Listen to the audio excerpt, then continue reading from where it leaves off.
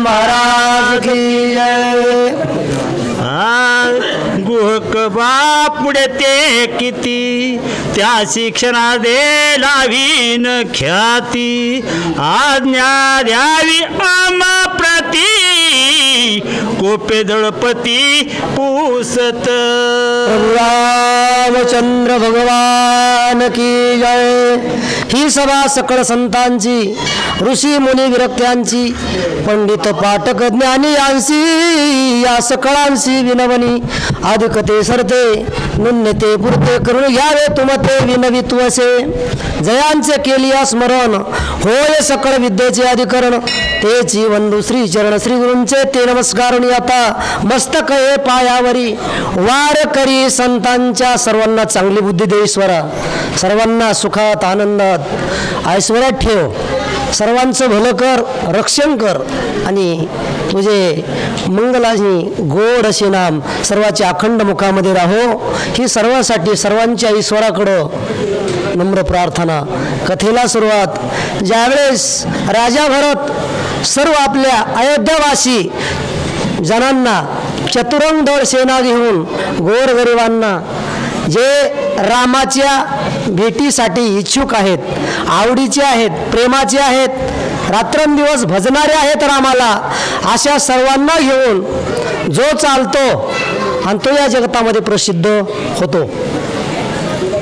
ज्यांना कुणी नाही अशांना सहकार्य करून देवाची भेट घडवितो असा सर्वांना आवडतो आणि जो सर्वांना आवडतो तोच देवाला आवडतो।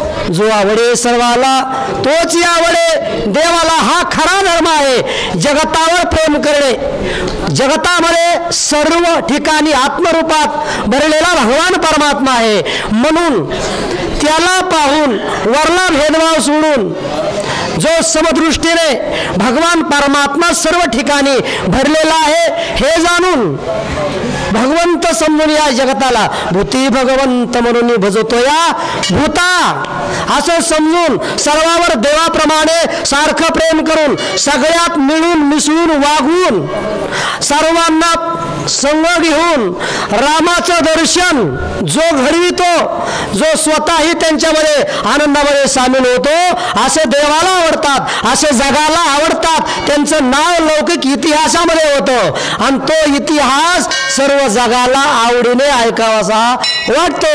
अशा प्रकारचा भरत आहे तो भक्तीमध्ये रत आहे म्हणून भरत आहे आणि असे भक्तीमध्ये रत असलेले सर्वांना घेऊन भरत राजा चतुरंग दळ सेना घेऊन निघालेला आहे। पण चांगल्याची ओळख लवकर होत नाही। चांगल्याच्या विषयी माणसाच्या मनामध्ये वाईट भावना लवकर तयार होतात आणि वाईटाविषयी चांगल्या भावना तयार होतात हे असं मन आहे माणसाचं।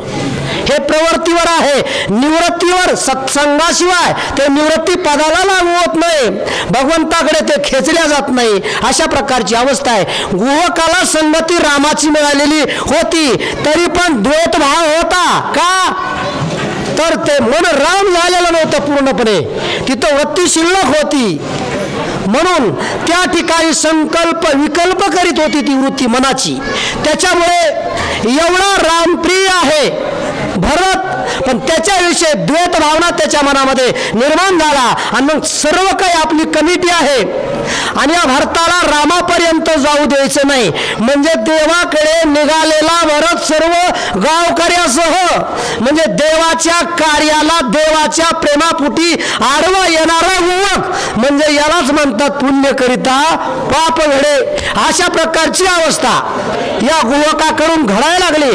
त्यावेळेस आम्ही देवाच्या कार्यासाठी देवाच्या भेटीसाठी निघालो आणि सत्कार्याला सहकार्य करायचं सोडून तो का म्हणे सत्य कर्मावावे साह्य आणि घातलिया भय नरका झाले आम्हाला आडवा येऊ लागला आम्हाला सहकार्य करायला पाहिजे, आमच्यामध्ये सामील व्हायला पाहिजे, राम भेटीला यायला पाहिजे. आणि ते सोडलं आणि कमिटी घेऊन भांडायला आमच्या समोर, अरे भक्ताय समोर भांडावं लागतं का त्यांचा आदर सत्कार करावा लागतो. अरे देव याच्यामुळे तर रागावतो. घाली संतासी आसने पूजा करी काया वाचा म्हणे, एका जनार्दने जाणे चिलेते पुरावी. संतांच्या पूजेमध्ये, संतांच्या गौरवामध्ये भगवंत सुखी आहे. अरे हे यानं सोडलं, याला कळत नाही. आणि संतांना चाळ येतो, विरोध करतो, मारायला तयार होतो. मग असा जो देवाचे प्रेमी आहेत, यांना जे आडवे चालतात यांनाच मारण्यासाठी देवाचा अवतार आहे. मग आम्ही त्यांचे सेवक आहोत. दळपती सेनापती यानं सांगितलं, स्वामी काज फक्त तुमची आज्ञा आम्हाला हवी आहे. मनोमार्ग गेला तो ते मुखाला, आमच्या मनमार्गाने आम्हाला काही करता येत नाही, कारण तुमच्या अध्यक्षतेखाली आमचं जीवन आहे. आणि मग तुमची आज्ञा पालन करून तुम्ही दिलेलं नेमून कर्म हे आमचं आद्य कर्तव्य आहे. ही ईश्वराची पूजा आहे. हा धर्म आम्ही जाणून आहोत. म्हणून जे आडवे आले आहेत का, मग यांना शिक्षा करण्यासाठी तुमची आज्ञा ही आम्हाला हवी आहे आणि तेच आमचं आद्य कर्तव्य आहे. असं भरत राजाला तो सेनापती बोलू लागला. आणि त्यावेळेस भरत काय बोलू लागला, विचारे बोलिला भरत गुहक रामाचा अति भक्त, त्याचा न घेता व्रतांत युद्ध कदनार्थ करू. याला रक्त म्हणतात. क्षणोक्षणी हाची करावा विचार. वेळोवेळी मनाला जो विचाराला चालना देतो, विचाराला घेऊन ज्याचं मन चालतं त्याला भक्त म्हणतात. विचार सोडायचा आणि विकल्प धारण करून विकल्पाच्या पाठीमागे लागून मनाला वाटेल ते क्रोधापोटी काम करणे हेच खेदाला कारण आहे. नको रे मना क्रोध हा खेदकारी. मना क्रोध नको. आणि क्रोधाच्या भरात आवेशामध्ये जर कर्म घडलं तर ते दुःखाला कारण असतं, चिंतेला कारण असतं. आणि हे याला कळत नाही. मग आपल्याला कळते म्हणून निकळत्याबरोबर निकळतेपणानं वागून मूर्खपणा कशाला करून घ्यायचा. भरत राजा म्हणू लागला, तो आपल्यासारखा नाही, तो गुहक आहे का, रामाचा भक्त आहे पण पूर्णत्वाला पोहोचलेला नाही, काम क्रोधाने सोडलेलं नाही. म्हणून चांगल्या कार्यात सुद्धा का तो क्रोध सोडायचा, देवाविषयी लोभ जोडायचा हे सोडलं. आणि मग त्यानं क्रोध जोडला. क्रोधापोटी या राम दर्शन प्रियकरांना आडवा येऊ लागला, विरोध करू लागला. आपण विचारी आहोत, विचारी मना तुझी शोधोनी पाहे, जगी सर्व सुखी असा कोण आहे. मग कोण आहे सुखी, तर तिथंच उत्तर आहे विचारी. जो विचार करतो मनाशी आणि तो सुखी आहे. मग आपण विचारी आहोत ना, मग विचार करायला पाहिजे. तो रामाचा भक्त आहे. रामाचे भक्त रामाच्या भक्ताला आडवे चलत नाहीत, विरोध करीत नाहीत, भांडण करीत नाहीत. त्याला कळत नसलं म्हणजे आपल्याला कळत नाही का, आपल्याला कळतंय. याची परीक्षा अगोदर घ्यावी लागते आणि नंतर पुढल्या वर्गात टाकावा लागते. बिगर परीक्षेचं पुढल्या वर्गात जर टाकलं तर पुढच्या लेकरांनी मास्तर झाल्यावर यंतम करून टाकतो. त्याच्यामुळे आपण विचार करायला पाहिजे, याची परीक्षा करून घ्यायला पाहिजे. असा राजा भरत. आता रामाचा भाऊ तो काय साध्या विचारी असेल का, काय करतो पुढं. भरत पुसे गुहकासी तू का युद्ध करू पाहसी, येरू म्हणे त्या ती बळेसी मारू का जासी श्रीराम. हे भरता, अरे तू आम्हाला का विरोध करू लागला. एवढं सैन्य आमच्या सेनेसमोर युद्ध करण्याच्या इच्छेने आडवा का उभा राहिला. अरे आमचे तहानेने व्याकुळ झालेलं सैन्य मरायला करतंय. पाण्या वाचून त्यांना पाणी शिव द्यायला तयार नाहीस. पाणी द्यायचं तर लांबच राहिलं. तू पाप करायला लागला का पुण्य करायला लागला, तुझी तुलाच धोरण लागा ना. म्हणून म्हणलं विचारावा, म्हणून विचारायला लागलोय. असा विरोध राम भक्ताला करायचा नसतो. राम भक्ताला वाजत गाजत आडवं यायचं असतं, त्यांचा सत्कार करायचा असतो, आनंद उत्सव साजरा करायचा असतो देव प्राप्ती करता. आणि मग हे दिलं सोडून आणि रामाच्या भावाला, रामाच्या भक्ताला, रामाच्या गावकऱ्याला अरे या सगळ्यालाच विरोध मांडला, भांडाय उठला, माराय उठला, शस्त्रास्त्र निश्चित येईल. अरे असा काय आम्ही गुन्हा केला असं त्या ठिकाणी भरत विचारू लागला. आणि मग विचारल्यानंतर मनोगत म्हणले त्याच्याशिवाय कळत नाही विचारल्याशिवाय, म्हणून विचारलं. काय विचारतात पुढं? माझा स्वामी वनवासी सबळ बळे मारू पाहासी, हेच वर आम्हा तुम्हासी अति उदासी कारण. अति युद्धाचा प्रसंग तुमच्या बरोबर आम्ही केलाय. या वैराला आम्हा तुम्हाच्या कारणाशिवाय कार्य नाही. इथं कार्य घडू लागले, कार्य करण्याच्या बेतात आहेत आम्ही. कार्य म्हणजे युद्धाचं. मग काय कारण? कारणाशिवाय काहीच नाही. अवतार तुम्हा धराया कारण उद्धराया जन जडजीव, हे कारण आहे. अवतार धरण्याला कारण म्हणजे जड जीवाचा उद्धार, तसं युद्ध करण्याला कारण म्हणजे आमचा स्वामी तो वनवासी. आणि त्याला मारायला सखा भाऊ असून गावकऱ्याला घेऊन निघाला. हेच वैराला तुमच्या आमच्या कारण आहे. कारण याच्यामुळे हे कार्य घडू लागलेलं आहे असं उत्तर मिळालं. आणि उत्तर मिळाल्यानंतर मग नियोजन माणसाला करता येतं. काय करू लागले पुढं? तो म्हणे सद्गुरूचा द्वेष करी, तोची आमुचा मुख्य त्याची निवटीन शास्त्रधारी, प्रतिज्ञा खरी हे माझी. अवघाची संसार सुखाचा करीन, आनंद भरीन तिन्ही लोक, ही माऊलीची प्रतिज्ञा आहे. आणि आपली मुलाची शाळातली भारत माझा देश आहे, सारे भारतीय माझे बांधव आहेत, माझ्या देशातल्या लोकांवर प्रेम करीन असं म्हणतात. आणि मग ही प्रतिज्ञा सोडून वागतात. मग तसला मी नाही, प्रतिज्ञापूर्वक वागणारा आहे. ही माझी प्रतिज्ञा आहे. माझा जो मालक आहे, माझा जो गुरु आहे, त्याला जो विरोध करतो आणि त्याच्याशी लढाई करणे, त्याच्याबरोबर लढा देणे हे सेवकाचं, शिष्याचं आद्य कर्तव्य आहे. कारण जीवनामध्ये सेवकाच्या स्वामी हा सर्वश्रेष्ठ आहे आणि शिष्याच्या जीवनामध्ये गुरु हा सर्वश्रेष्ठ देवा समान आहे. आणि पत्नीच्या जीवनामध्ये पती हा देवा समान सर्वश्रेष्ठ आहे. ज्याचं त्याचं धर्म कर्म ज्याची त्याला शास्त्रानं नियोजित वाटून दिलेलं आहे. मग माझा धर्म कोणचा आहे?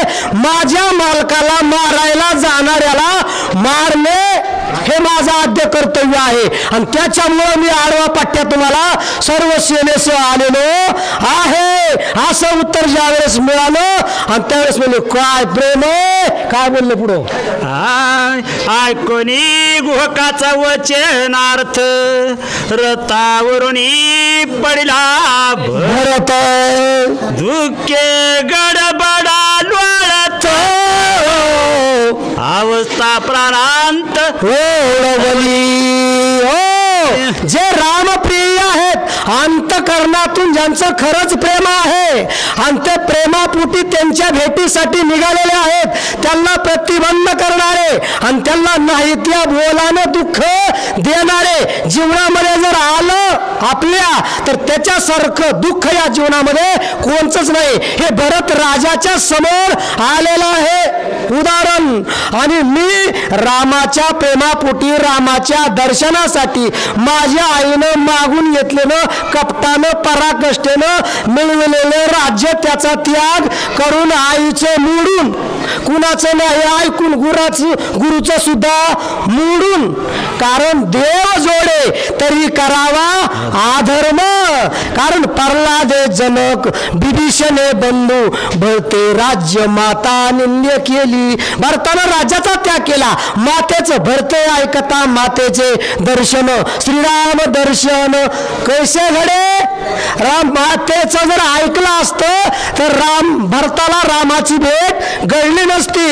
आणि धर्म आड आला म्हणून मी बळीने शुक्र आंधळा केला. धर्माला जो आडवा येतो, देवाला जो आडवा येतो, मग तो गुरु असल, मालक असल, देवाप्रमाणे बापाप्रमाणे बाहू असेल, ऐकायचं नाही ना, ऐकलं नाही शास्त्राचा पुरावा आहे. बापाचं ऐकलं नाही कुणी, कोण? भक्त प्रल्हाद. आईचं ऐकलं नाही, भरत. गुरुचं ऐकलं नाही, बळीराजा. आणि भावाचं ऐकलं नाही, विभीषण. आणि म्हणून अशा प्रकारचं कार्य आहे. मग या ठिकाणी ऐकायची गरज नाही मला कुणाचं, आणि माझ्याच मालकाला ज्याच्यामुळे माझी कीर्ती अरण्यात राहणारा आणि भारताच्या नकाशावर झळकायला लागलो. रामाची संगत घडली, रामाची सेवा घडली. हा निषादपती म्हणून रामायणात प्रसिद्धी झाला. लोक आनंदानं त्याची कीर्ती ऐकायला लागले. त्याला मारायला निघाल्यावर सुट्टी असते का तुम्हाला म्हणला? असं ऐकल्याबरोबर भरत राजा त्या ठिकाणी धडेल दिसली काठी हातातली पडावा इतका दुःखाने तोल त्याला आवरता आला नाही. खाली पडला, मूर्छा आली आणि प्राणावर एवढं संकट आलं, प्राण सांडू पाहे कुडिये बाहेरी. अशा प्रकारची अवस्था भरताची त्या ठिकाणी झालेली आहे. भरत म्हणे गुह काशी वेगी मजवदी पापिया कैकैने जोडल्या पापराशी केलो जगासी अति निंद. कैकैना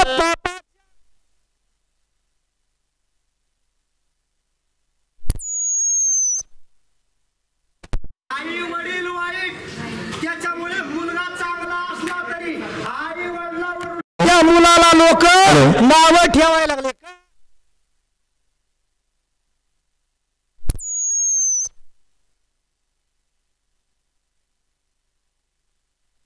मुलगा काय चांगला निघलाय परिचय झाल्यानंतर, पण परिचय जर चांगला नसला काय ते माय बाप तसले लेकरवी तसलेच असणार. असं गुहकात्व समजिलच हे सत्यनाश माझ्या जीवनाचा. जगनिंद्य सगळं जगनिंद्य माझ्या आईनं माझं जीवन केलेलं आहे. मग आता निंद्य जीवन जगण्यापेक्षा मरणापरी सापेस होते. मग मरणापेक्षा अपेस वाईट आहे. जीवन जगत असताना चांगल्या माणसाला कलंक विनाकारण चांगलं जगत असताना जर लागत असेल तर चांगले माणसं म्हणतात जगण्यात काय अर्थ नाही. बाबा तुम्हाला वाईट म्हणतो ना, मग वाईट म्हणतो तो वाईट, पण मी चांगला आहे. वाईट म्हणून घेण्यासाठी मी जगत नाही, पण मी चांगलं जगत असताना लोक मला विनाकारण दोष लावून वाईट म्हणायला लागले.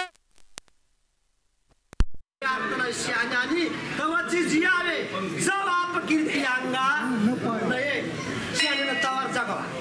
जोपर्यंत आप कीर्ती आपल्याला लागत नाही, आपल्या जीवनामध्ये कलंकित जीवन आपलं होत नाही, तोपर्यंत शानेने जगावा. नाही तर मेलेलं चांगलं निंद्य जीवन जगण्यापेक्षा. हे माझ्या जीवनामध्ये आलेलं आहे. एवढं चांगलं वागून रामाच्या दर्शनासाठी मी जातोय तरी रामाला मारायला निघाले तर असं म्हणायला लागले. मग आता जीवन जगण्यामध्ये काय अर्थ आहे? आता तू म्हणतोस ना, मग तूच मारून टाक, मला जगायचं अजिबात नाही म्हणला. कारण या देव कार्या व्यतिरिक्त जगण्याला माणसाचे अर्थ नाही. किती वेळा जन्मावे अशा प्रकारची अवस्था होती. देवा व्यतिरिक्त जीवन घालवणे म्हणजे काय झालं पुढे? काय काय राजलोभाची थोरी त्याने मी केलो रामाचा वैरी. तिचे निमी निंद चराचरी दुःख सागरी. बघा काय झालं सागरामध्ये हे गुहकामी निमग्न झालो. ही माझी आई जगनिंद्य आली तर लोभ जयातरी नाही. हा लोभ एक जो काही विकार आहे आणि याच्या आहारी जर माणूस गेला तर माणूस जीवनामधून संपतो. लोभ निर्माण झाला, राज्य लोभ, तोही मी राजा व्हावा म्हणून त्या ठिकाणी माझ्या आईला राज्याचा लोभ निर्माण झाला. म्हणून चराचरामध्ये जग निंदनीय झालेलो आहे, जग वंदनीय होईल असं वाटलं होतं, पण या दुष्ट आईच्या पोटी जन्म घेतला आणि म्हणून मी जगनिंद्य झालो. आता जगनिंद्य म्हणून जगण्यापेक्षा जगात जिवंत नाही राहिलेलंच बरं. माझा जीव जाईना. अरे एवढे बोल अपकीर्ती माझ्या अंगाला यायला लागली. माझ्या कानाने मी एवढा चांगला असून लोक मला नावं ठेवायला लागलेत. एवढा मी रामाचा भक्त असून सुद्धा माझा प्राण कसा काय जायना, दगडासारखा कसा काय माझा जीव जायना असं त्या ठिकाणी भरत गहीवरून त्या ठिकाणी मूर्छना गत पडलेला पृथ्वीवर आक्रोश करू लागलेला आहे. पुंडलिका वरदे हरी विठ्ठल श्री ज्ञानदेव तुकाराम.